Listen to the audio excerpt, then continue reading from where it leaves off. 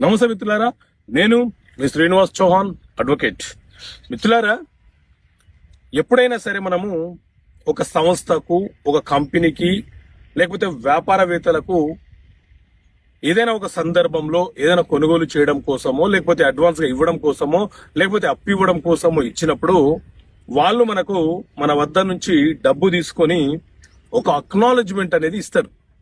ఈ అక్నాలెడ్జ్మెంట్ ఇచ్చినప్పుడు దీన్ని మనం ప్రామిసరీ నోటుగా కేసు వేయడానికి అవకాశం ఉంటుందా అంటే, మిత్రులారా, మన దేశంలో ఇండియన్ స్టాంప్ యాక్ట్ అనే చట్టం ఉంది.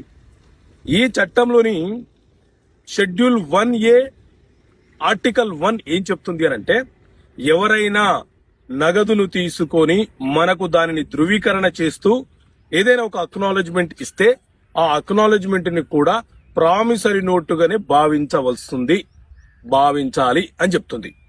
అలాగే కొన్నిసార్లు కొంతమంది మనకు రసీదులు ఇస్తుంటారు, చిన్న చిన్న స్లిప్స్లు ఇస్తుంటారు.